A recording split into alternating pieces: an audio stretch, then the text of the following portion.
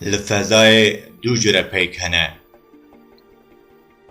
پیکین خوزایی گرستیرکان پیکین کج آلی مروبان به جبو فضای هاتنه شاندن امی دوی ویدیو خوده جوره بحثا پیکا برچیسی یا یوروپایی بکن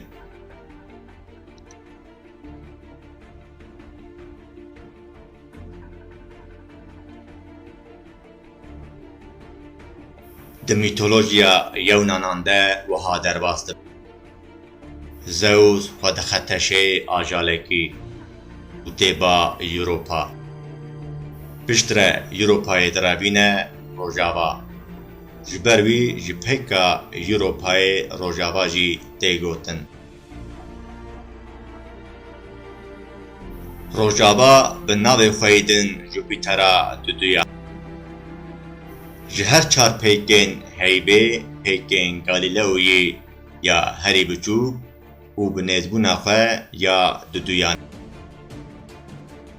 آسیمان ناس ایتالیای گالیلئویی اپیکش کریه سال 1610 احتمال کو همان سال استرونوم آلمانی سیمون ماروسی ناو یوروپا میتولوژیا یونانان لی کریه او ناو جدی تبجیرا یوروپا حتی دو ببیجی جسمك رپراست و تحتی یه بجمع دیوه دور پیش کری و به تشه خواه تایبته جقالبین هندرین این جقیش و قلاچی قالک کی جمع دی نخامتی و به زحمبون خواه هما ببیجه 105 کیلومتر دور پیش کریه زانیاران ره وساته کو ناوک و ناورو که خویا خورد هیه جعالی حسنی به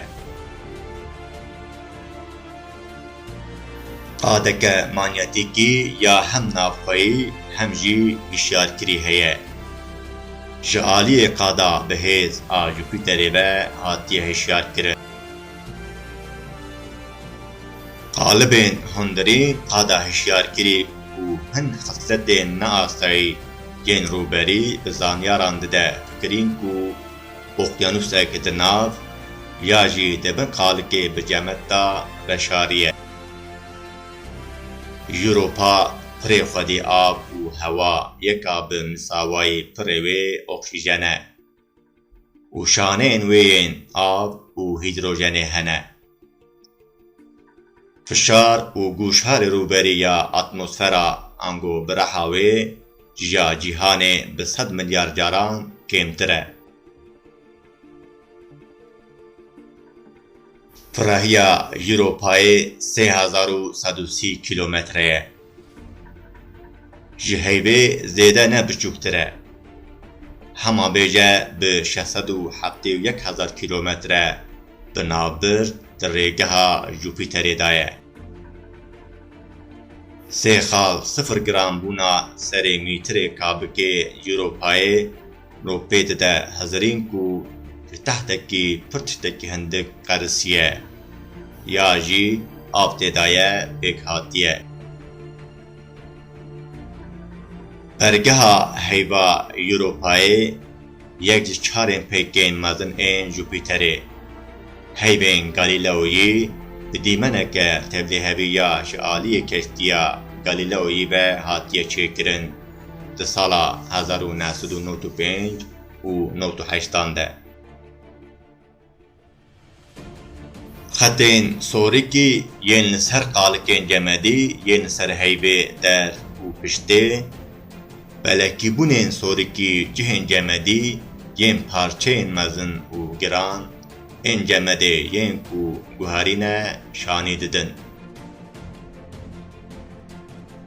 تشت سورجی دبکو مینرالین خویی ین ببرهبونا شلاهیا دبن زمینا یوروپای دا چه بونه بن کم کراتر مرو پیددن حضرین کو قالک جمدی گرم و بلباتن قد نبه پارکی باش ای تاریخ سری پیشین یوروپای یوروپا Cara pêşî ji aliyê kestiyên fezayê Voyager 1 û Voyager 2 ve paşê salên 1990 bi destpêkirina ji navê ji aliyê rêgeha Mekîka Galileoyê ve çavdêriya wê hatiye kirin. Zemînê pêkê pir birxokî û birûberî herî hilû yê tiştê hişke. Yê di pergala rojê da ku tê zanî. Hin deverên li nêzê ekvatorê hinekî din tarîtir û belekin. Bi çavdêriyên spektroskopîk ên bi Mekîka Galileo hatine kirin, jêbermayiyên mîneralan hatine dîtin û ev yek jî bi mirov de hezirîn ku şîlehiya ku heye bûye helim û gulim. Her wiha îhtimala ku pêkhatên organîk û şaneyên peroksit ên hîdrojenê hene. Europa ji gelek tiştên di pergala rojê de kêmtir derbên xwe yên qiraterî hene. Ev yek nîşaneya nekevinbûna wê ye. Rûber çep û rast bûye bi rêze çirikeka xwar û piştî ya naşibe tû tiştên din ên di pergala rojê da. Firehiya şaneyên bi 10 kîlometreyan e. Lê li hin deveran digihîje bi 1000 kîlometreyan.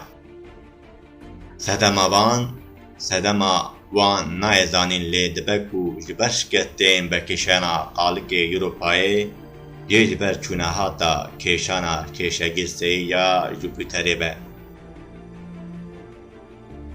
Rastbûna rûberê Europayê bi mirov dide hezirîn ku qalikê Cemedî ele texmînî qet nebe qismekî tarîxa ewilîn ya Europayê germ û nerm û biliv û tevger bûye.